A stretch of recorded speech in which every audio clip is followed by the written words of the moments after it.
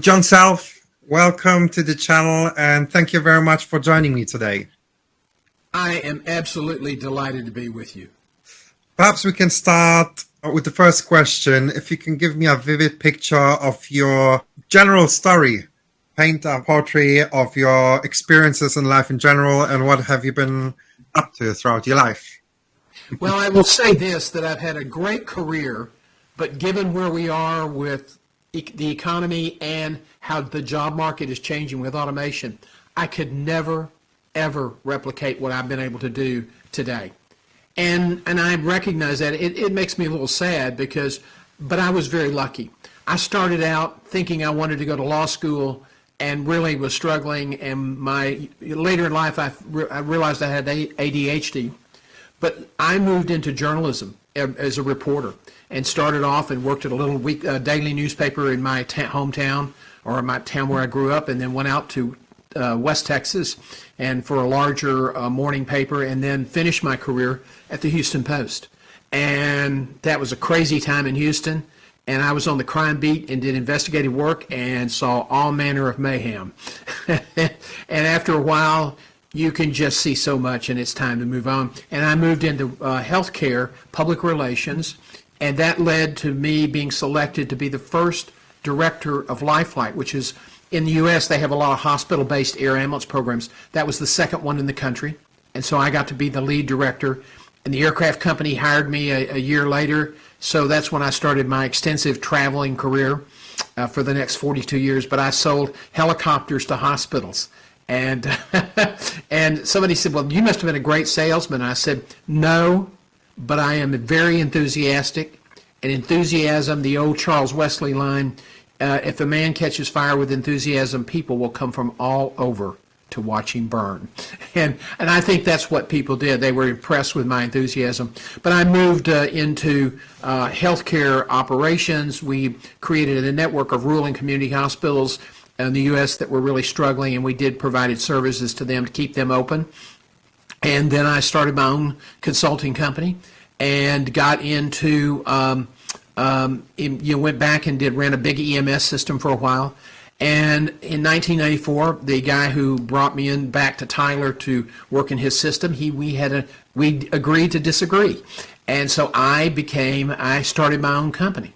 And it was a recruiting company, and the reason I did that is because I had met somebody. I swore I'd never move back to Tyler, and I swore I'd never, ever get married again, and I probably need to quit swearing. But I was trying to figure out, okay, if I leave, this relationship will never go anywhere. If I take a job and move out of the city, what can I do to stay in the city, and let me see if this relationship's going to work out? Oh, by the way, we just celebrated our 28th anniversary. But so I started a search firm and built it up for 17 years, and then left after a dispute with a partner, and started all over in 2010 and put together a global recruiting program and traveled to 6 countries in 4 different continents and recruited a lot of healthcare executives and clinicians. And in 2017, got tired of traveling, and I had been teaching a lot of courses on career management and interviewing skills. And I said, I'm really tired of going to the airports 5 or 6 times every month. I think I'm going to do something differently. And coaching, I can do that from a home TV studio. And so that's how I got started.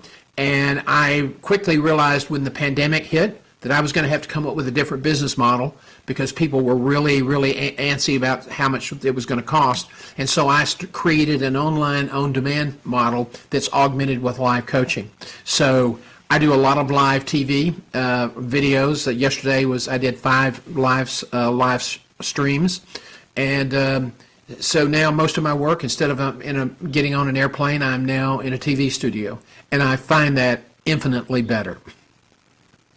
Okay, very exciting. Let's dive even further in time. Can you tell me a bit about where you grew up and what your childhood was like?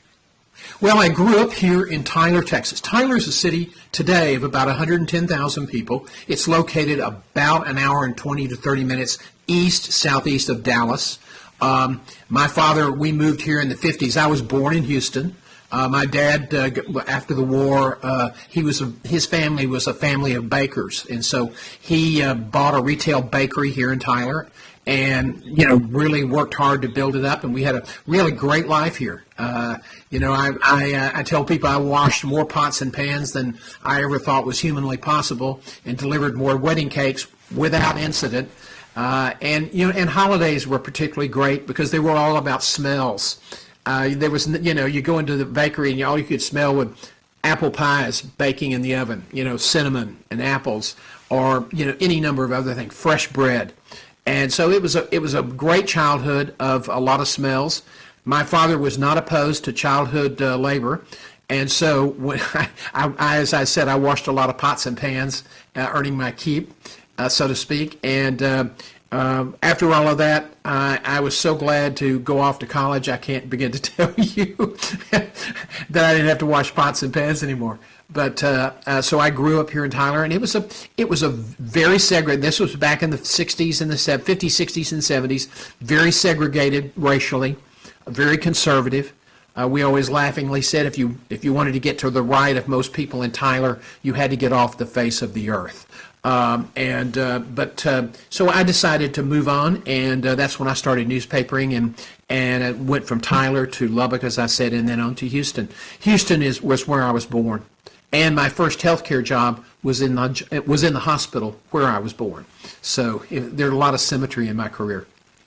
Okay, while we're on the topic then, in terms of your career, can you walk me through your experiences in general? Well, I've done, I started off as a writer, and I enjoyed that. Very, very much. I was an editor for a time, and when I went to the Post, they had some challenges on the police beat, the crime writing beat, and so I had experience doing that. So here I was. You didn't go to the newspaper office. You went to the police press room, and you hung out in a room and full of monitors that were, making all manner of racket. Houston was exploding in population, so there was a lot going on. I filed my stories on an old Western Union teletype, so that dates the hell out of me. But I enjoyed that. But, I got a chance to move into PR, and that was a big deal because I wasn't really sure that I wanted to leave the news business, but I also knew that there's only so many dead bodies you want to look at in 1 year, and I was getting close to my max range, and I was working primarily nights, so I'd go to work at 5 in the evening. The final 5-star final edition was at 2 a.m. in the morning. And you don't go home and go to bed, so you go out and meet with the cops and get in leads on future stories. But I went into public relations at Herman, and it was an incredible opportunity. And I still remember to this day going down the hallway, and my boss, the CEO of the hospital, was engaged in a very noisy conversation with one of the physicians, and the physician said, "And you're going to do that stupid expletive deleted effing word helicopter program, and you've got no one to run it." And my boss kind of looked at me as I passed and said, "John Self's going to do it, and he'll sink with it or swim with it." And that 12 or 15 seconds literally changed the whole trajectory of my life. Because within a year, I was the national marketing manager, and they were flying me all over the country. And I set up 14 programs in about 3 years. So I spent a lot of time on the road. And then I went back to Herman. They asked me to come back and help them build a system. And so over the next 8 years, we built up a big rural regional health system. And from there, I went out on my own and started a couple of companies and did consulting with rural healthcare organizations.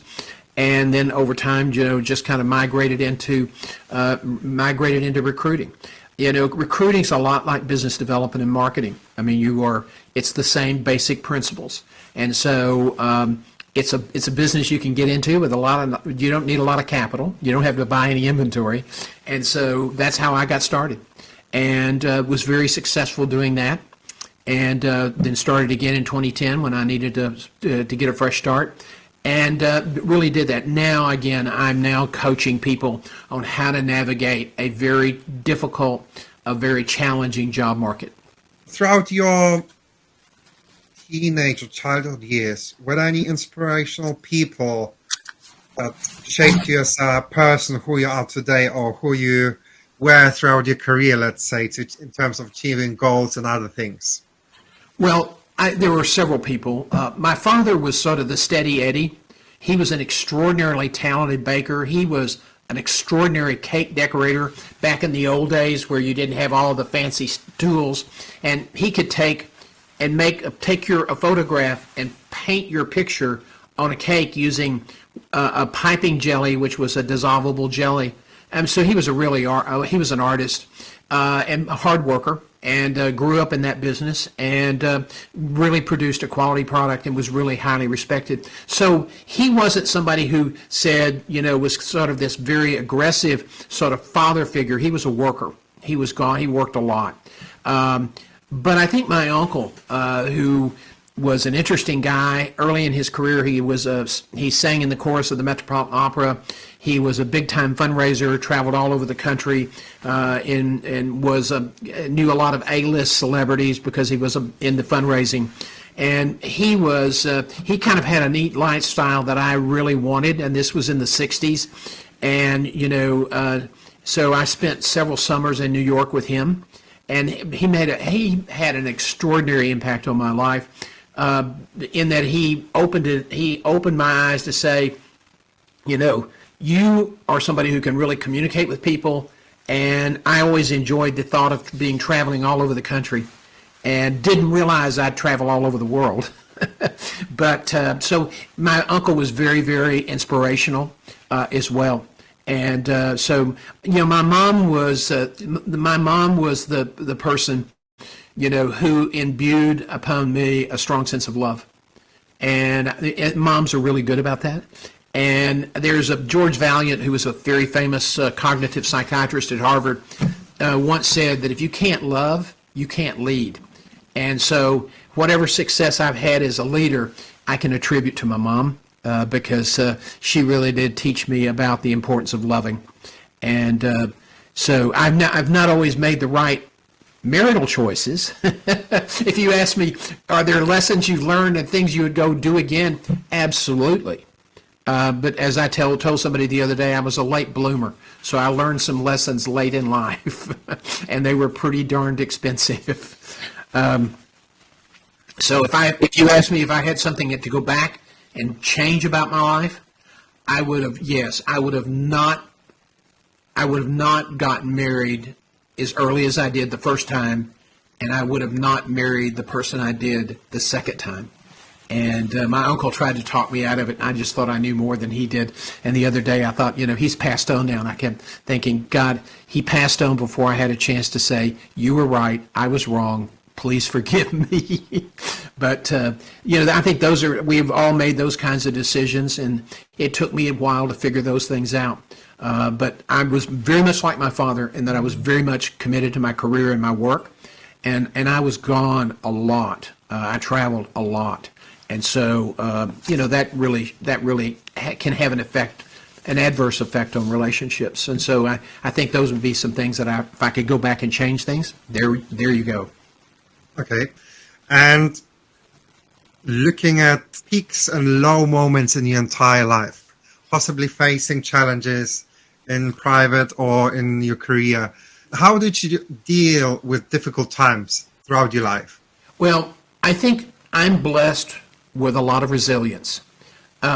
Just as I was as a reporter and seeing all of that pretty grim stuff that you see as a reporter, there was an old American TV show called Fibber, McGee, and Molly, the situational comedy.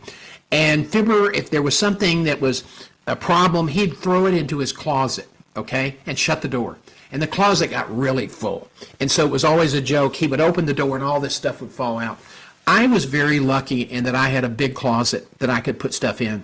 And I think I probably would not have done as well in the news business had I not had that ability to get rid of some of that stuff that you deal with when you're on the streets as a crime writer.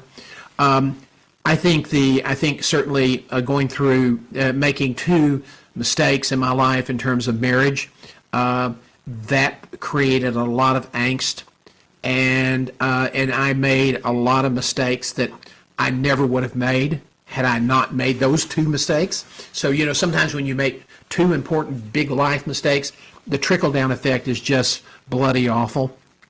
So, I think that the newer generations today, the good news is they take a very different approach to choosing a life partner and how they approach that and organize that. Whereas I came up in the 50s and 60s, and everything was changing so dramatically, and we were went from a naive society with a lot of movies that all the romance and glamorized things, and so then the subsequent generations have sort of readjusted. I think the millennials and the Gen Zs are probably it's two exciting generations to watch, because I think they've got their head on pretty straight about relationships and what's important in terms of work-life balance. But I think the two divorces were certainly dark times. When you start a new company, and when you're used to being successful and having a steady paycheck, there are days that you just don't know how you're going to survive. And if you allow yourself, you can get into a pretty deep, dark hole. And anybody that's gone through that, well, I can tell you, they know what I'm talking about. That's not a great place to be. But I think I've always been somebody who's looked for I'm an optimist, and I'm terrifically resilient. And so I can be really down, and I'm always looking for something to lift me up, either somebody or something. And so that's been one of my strengths in life, is I've been able to rebound even when I was pretty low. And I think it's really important that people develop to understand that even in a dark time, be sure you have people around you that care about you enough to lift you up. That's so important. You were saying that you're excited about the new generations, but what do you think are the challenges the younger people facing these days? Well, and they vary from country to country. The UK right now is afflicted with a pretty high rate of inflation, and so you have your own sort of challenges in the UK. In the US, we have more political divisiveness than I can ever recall in my life, and to the point of armed insurrection. The last place I ever thought you'd have that would be in the U.S. And so we are seeing a significant political divide. The younger people, tend not to be that extreme. Any generational group, there's always going to be a small cohort in every extreme. But overall, the Gen Zs and the millennials are much more open-minded about the LGBTQ community, about race, about immigration, about all of those issues in a very, very healthy way. And so I think that's very optimistic. I live in a state, Texas, which was always proud and independent, and for the first time now, whites are in the minority in this state. Hispanics are the largest group, and there are Caucasians that are going crazy because they can't deal with that issue. Well, society's changing, America's changing, and people are going to have to adapt. And I think that's really, really important to success, whether it's in life or in business, that you have to understand change is inevitable. You have to change. You have to understand that you have to adapt, and don't be afraid of things. Sometimes we talk about we make people afraid, and we raise money politically, or we try to get votes politically because we try to make people afraid of things. The younger generation is much more suspect of that kind of approach. They are much more comfortable with who they are. They are much more comfortable with their values. And I would say their values are much, my generation, I'm sort of right before the boomers, and, we brought tie-dye and acid rock and roll and drugs. So I'm not sure that we have anything to brag about. But I think the millennials are really focused on life balance, doing the right thing, working for companies that have the right values, and it's money's important, but for them values are very, very important. And so I think if you say, what are you optimistic about? That is something to be optimistic about, I think. Okay, fantastic. Thank you very much for sharing this. So, talking about values, what would you say is the key to a fulfilling and successful life, in your own opinion or words? I think the one one mistake that a lot of people make is they don't have a plan. And that's understandable. You know, you meet somebody, you fall in love, that's a heady time. But, you know, you spend 75% of your life, your waking hours are at work. Even if you have a good work-life balance, it's still about 75% of your time. And so in order to have a happy life, a balanced life, you need to have a plan. And now it's going to be more important than ever before. And so just like businesses, your plan's going to change. There's going to be you're going to have to adapt, but you need to have a set of goals, and you need to say, this is what I want to achieve in my life. And then you know what you do? When you find somebody you want to spend your life with, you bring them into your plan. You talk to them. This is what I want to do. A lot of couples never have that conversation before they say I do, and they throw rice and eat cake. Okay, and sometimes their spouse may want to be a CEO of a Fortune 500 company. That's 5 or 6 or 10 or 12 moves. You know, if you're going to ask your spouse to be part of that plan, it's helpful if you do that on the front end and not just sort of death by a thousand cuts. But I think if you have a plan and you hold yourself accountable as somebody who's taking care of the family, who's providing for the family, who has set values about what you want for your kids, what kind of life you want, people who do that are going to be more successful, financially more secure, but they're going to be more satisfied with their life. Because sometimes men go off to work, or the breadwinner, that may be the wife or the partner, they go off to work, and then those things are work, and they don't always talk about it at home. And those are two kind of separate but parallel universes. The secret to work-life balance, if you're not happy at work, it's hard to be happy at home. If you're not happy at home, it's hard as hell to be happy at work. So you've got to have that sort of partnership. You have to have a spouse or a partner that you are willing to share. These are my goals. This is how I'm doing. I tell couples, sit down every year. If you're a stay-at-home mom, great. He's the breadwinner. You need to talk every year. How's he doing? Is he achieving his goals? Are you able to achieve what you want to achieve as a family? And I think you're just going to have to do that. But when you do that, you make it a true partnership, and not, I'm going to work and you take care of the house. That's sort of the stuff that creates divorces. And so I'm a big believer in planning, and I think if you do that and you have those great conversations and you include your partner or your spouse in that, and you hold yourself accountable to them for your performance of how you're living your life, I think that's a really positive thing to do in your life. And I talk about it all the time in coaching, and people go, God, is he ever going to stop harping on that issue? I really do believe it will make an incredible, meaningful difference in your life. Okay. On that note, then, what would you say is a habit you practice or implemented in your life that had a positive impact in general on things that you are doing or achieving? Well, one of the things that I'm a big believer in, and I coach this, and I harp about this too, is that I'm a journaler. I keep a journal, okay? I keep a daily planner, okay, and it's a great deal, but every morning, when I come back from the gym at about 5:45 in the morning, I sit down, get my coffee, and I write 3 things that I'm grateful for. Okay? And I really think about that. And I think it's really important to remind yourself every day that there are 3 things in your life that you're really, truly grateful for. And you know what it does? It kind of puts a nice spin on the day. Okay? And even when I'm in a bad mood, or I'm frustrated, or I'm still frustrated that I didn't get the support I needed from my spouse on a certain issue, or she was harping at me on another issue, if I do that, I sit down and say, okay, what's really important here?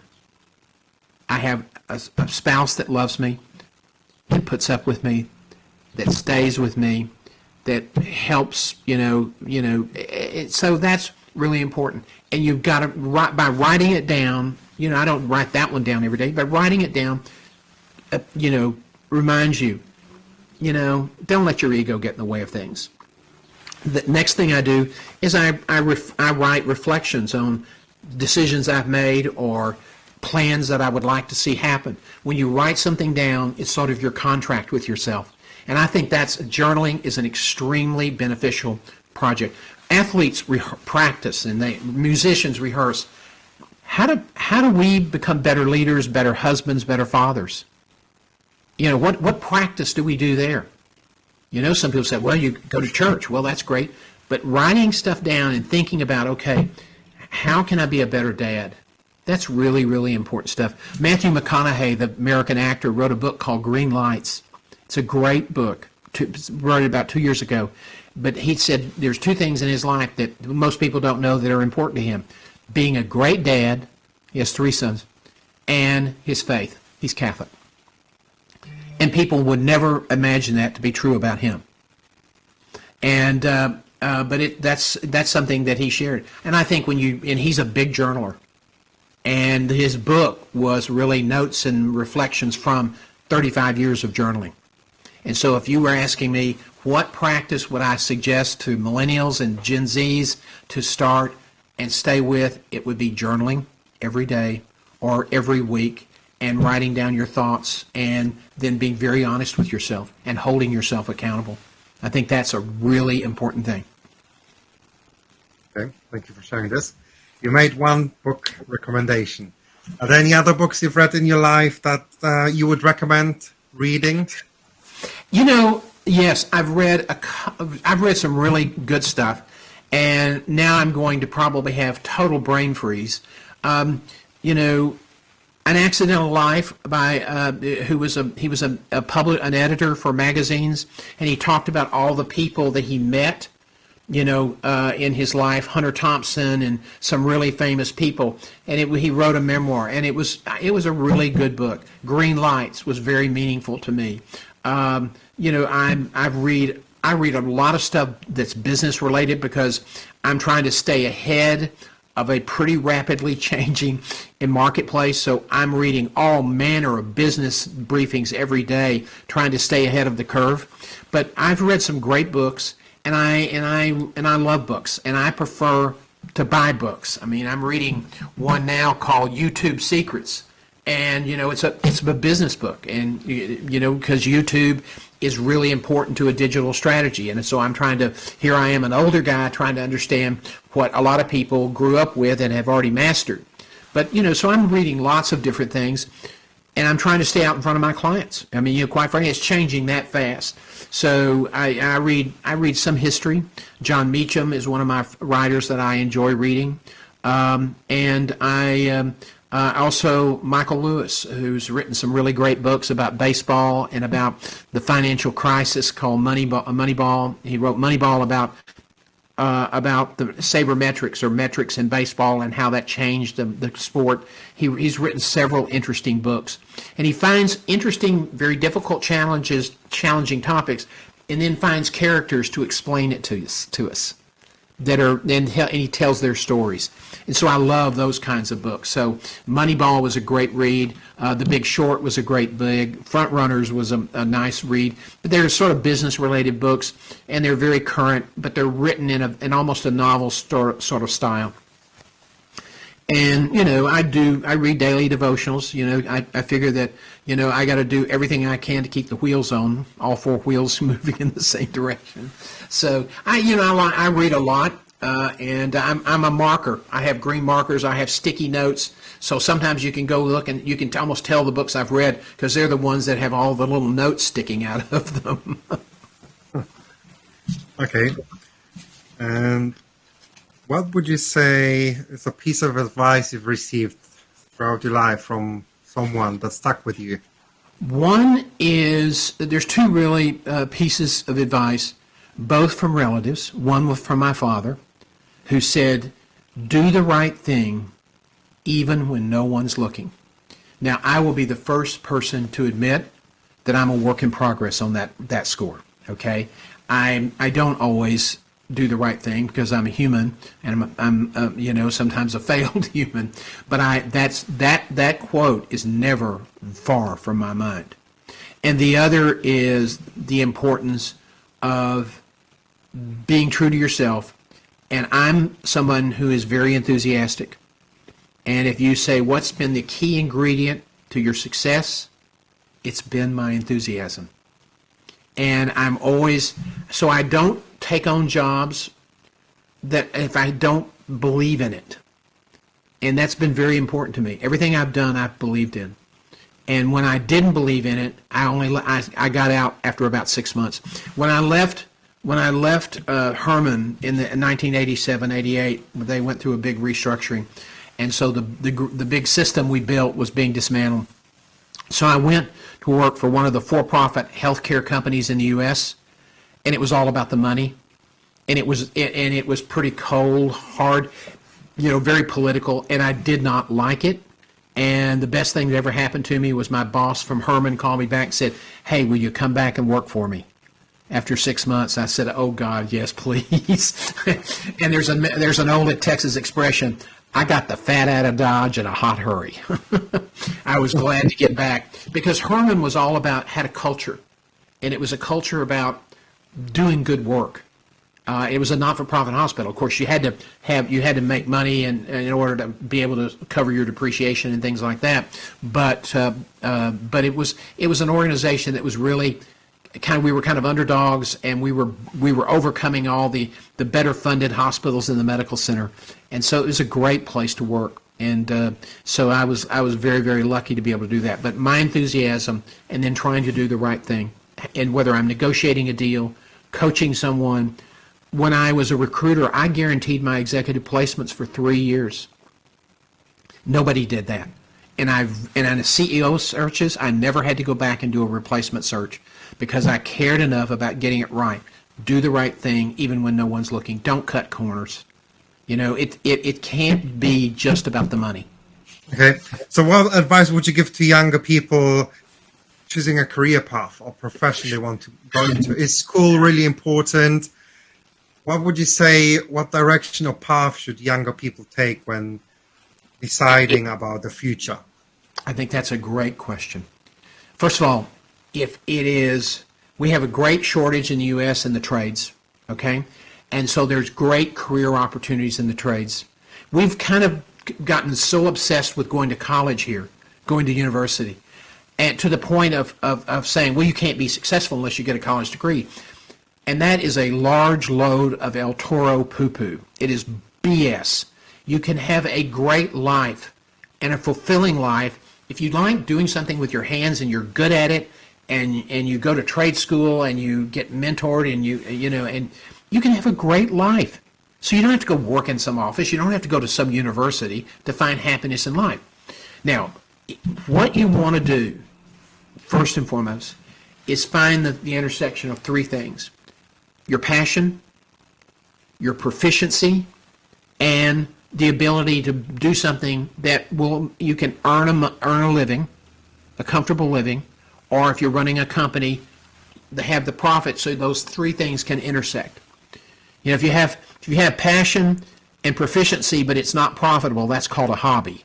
Okay, but find something that you really enjoy doing. And pay attention to the companies that you work for. Don't go just for the money. You know, we had a lot of people that were changing jobs. They called it the Great Resignation in the U.S. People would change jobs because there was such a shortage. Well, that's all stopped now because the hardest jobs to find are supervisors, managers, and directors and executives. It's still very competitive there. But you want to do something that you love doing, that you're happy doing. Because if you don't, the worst thing in the world is to be on Sunday night and it be the worst, instead of a great time with family, to be the worst day of the week because you're dreading going to work the next day. And so I tell people, don't be that person.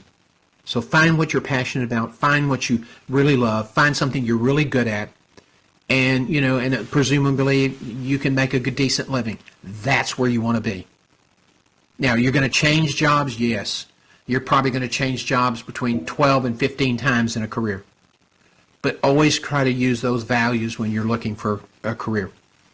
On that note, what would you say can the society do to support younger people in the future? I mean, you said the cost, everyone knows the costs are staggering for universities in America, not probably as high as in the UK. And a lot of people end up in debt and not actually pursuing the career they want. But what do you think other options could be feasible or available for younger people to explore possibilities or career paths apart from universities and getting into debt, or not necessarily having money to fund, university degree? Not everyone does need a degree. Now everything is available on the internet, on YouTube. A lot of people actually are taking that option to quickly learn something, creative jobs, any other jobs they could do. What's your take on this? I think we have we've just had a very kind of rancorous debate in the U.S. about student debt. And the Biden administration wanted to put together a program to forgive some of that debt because some of the loan servicers are pretty unscrupulous, and some of those loans were structured in such a way that it might take you 30 years to pay the loan back. It just keeps getting bigger and bigger with interest that rolls over. And when they would suspend your loans when the economy got bad, they didn't tell you that certain things kept mounting up, fees and other things. They just didn't. They kept accruing to your account. You just weren't paying them. And so when you guys started paying it again, it doesn't look like you ever paid anything for 15 or 20 years. So I think that we have to look very carefully at what it costs to get an education. Okay, yes. We put too much emphasis and that suggested everybody needs to go to school, which is not true.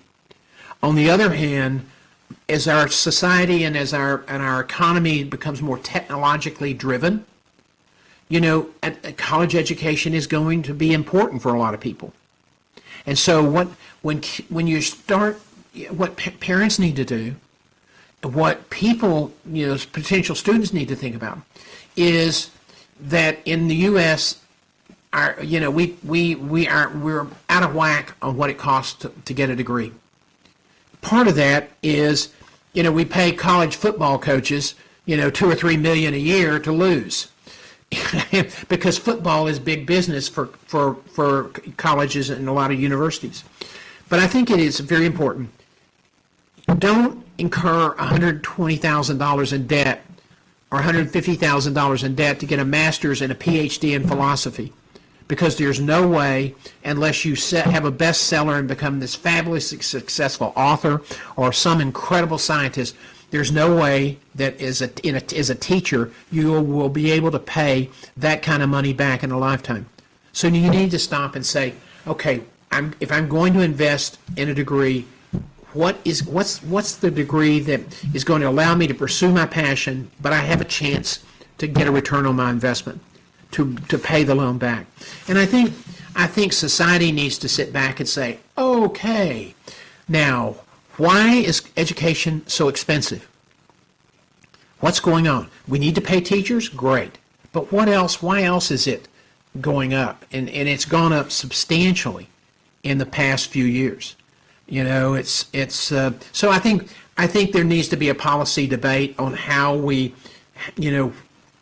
look at education, university, and really try to provide guidance to the younger generation so they don't get trapped by unscrupulous people who are peddling loans. And you saw that a lot in some of these for-profit trade schools, that people got into the school closed down, they still got stuck with the debt and didn't get their certificate. So they couldn't even do the job they were trained to do.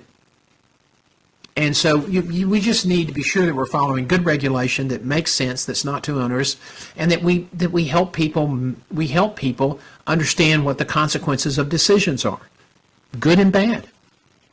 But don't you think the society is at fault of not teaching even earlier people how to prepare for life, how to manage finances, how to do accounting, when you finish school, how to do general stuff in life, how to be an entrepreneur, how to talk and feel comfortable with people. So people these days having depression, people have financial problems, and none of the schools actually are teaching how to be prepared for life after you exit on your last day of school, and how to do things and make the right decision. Obviously, it's a parent's job to help you as much as they can, but not every parent is, financially educated and finance advisor. They may have not had these opportunities Absolutely. as well.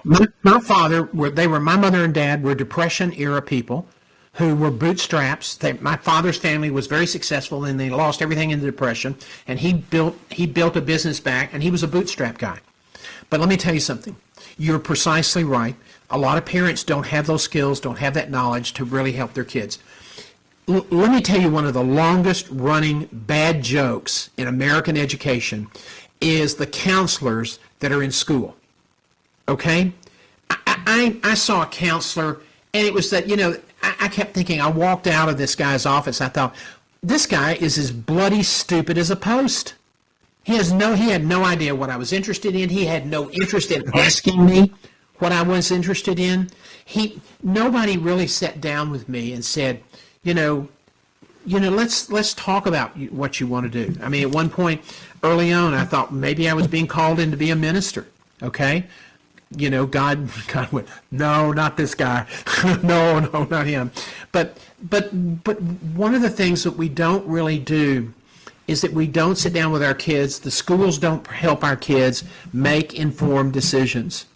And, nobody told me the importance of having a plan in my life and setting goals. My life just bloody happened. And I got lucky. I dodged a huge bullet. There's some people out there that they went out, they were going to work hard, and they were going to, meet somebody and have a family, and life didn't treat them very well. And the wheels came off, and some of those people are in prison. Some of those people are dead from drug overdoses. Some of those people, are struggling, just to pay bills every month. But part of that is we don't sit down and treat people and say, you can do what you want to do. I mean, give them the freedom to say, what is really going to make you happy in life? What kind of work just really floats your boat? I never had a counselor anywhere ask me that question. Ever. And I just lucked out and found something that I'm good at and that I love doing. But I don't like that hit or miss approach. And I think it's wrong. And I think we need to do something. I think we need to have stronger community college programs, 2-year college programs. We need to really emphasize, trades, but also not teaching them how to be a welder, but also teaching them how to keep books, how to, market, how to do those things to be successful in business. Just giving somebody a welder's license and saying, go out there and start your business and good luck is kind of a stupid approach. And, a lot of those guys start off and they're apprentices and they work for somebody else. But, being a welder out in the shop or out on service calls every day is not going to teach you how to be a good businessman. And so we need to be able to have resources available for people who want to start businesses. There's two very strong parts of the economy. Those big rich cats aren't the people. Those are not the people who create jobs. People who create jobs? The small business owners, the entrepreneurs. They're the ones that are really creating a lot of the jobs. The other group that's really a strong part of the U.S. economy, and I suspicion the world economy, are individual creators. People like you and other people who are trying to build a business online and provide people information and help people. And there are some people who are doing extraordinarily well at that. Extraordinarily well. I always laugh. You hear these conservative jerks that talk about those influencers and those kids, and they're out there selling shoes. I mean, how do they even support themselves? I said, with the $2 or $3 million they earn every year in nano marketing fees, and people they're like shocked. But, life's changing, jobs are changing, marketing's changing, and we need to be able to help people make the right decisions, because when they don't make the right decisions or they make mistakes because they didn't have anybody saying, do you really understand this? Is there something we can help you do to succeed? when that happens, there's a societal cost. So I'm probably wandering out in the desert, and somebody would say you're a bloody socialist. No, I'm just a conservative who believes that you can be responsible, you can be prudent with your resources, but that doesn't mean you don't take care of people, and that you don't care about people. And I think right now in the U.S. we have a lot of people focusing on political, theater, and they don't really give a rat's rear end about helping people. And you can see it in some of the problems, and we're going to pay the price in this country 5-10 years from now for the nonsense we're going through today, because it's going to have an impact on our education, it's going to have an impact on our military, it's going to have an impact on so many different things. But I'm hopeful that the next generation, the millennials and the Zs, will right the ship. I'm very optimistic that's going to happen. Okay. Because they sure as hell aren't going to. We call they're the Republicans in the U.S. You call them Tories. That sort of that's the party, and the Republican Party of today is the Donald Trump Party, and that guy is just he's going to be indicted again. He's probably going to get indicted in state court, and people still think that the election was stolen, and that just creates a lot of unrest and a lot of disruption that we really don't need. And because there's a lot of bad actors in the world, but just on a micro deal in our economy, we need to start focusing on helping people have a better life, and not do it for them, but provide them the hope and the incentives and maybe some tax cuts to help them get started, and not leave a bunch of people stranded in rundown houses in West Virginia because they closed the coal mines. And we created a huge opioid epidemic, and hundreds of people died because the economy changed, they weren't prepared for the change, didn't know how to change, and nobody helped them change. Even the state government was a bunch of losers. So there's my I'll get off my soapbox on that issue. Don't worry. I mean, the issues with politics are probably equivalent or the same around the world, not only in the US. So somebody said, we're all facing the same problems. I'd probably find my natural element at the debaters' corner in Hyde Park. Fair enough. Okay, let's move to the final question. Okay. You've shared a lot of interesting stories, wisdom, guidance, but what would be your final words of wisdom to pass on to younger generation? Anything else that apart from what you said? Well, I would go back to one that I think is an overarching theme that is just so important, and that's do the right thing even when no one is looking. Okay? That's just so central to how you lead your life, how you conduct business, how you raise your family, how you treat people in business, how you treat your customers, the whole night. So I just think that is just unbelievably important. Herb Kelleher, the guy who founded a very famous airline in the U.S., Southwest Airlines, which was really a disruptor and did crazy things, but was very successful. He said, treat your people with respect and treat them well, because if you do, they'll take good care of your customers, and your customers will take good care of your shareholders. And so that the way we treat people is just so important. And so one of my advice would be nice to people. Be respectful of people. And learn that being a leader is not about being a control person.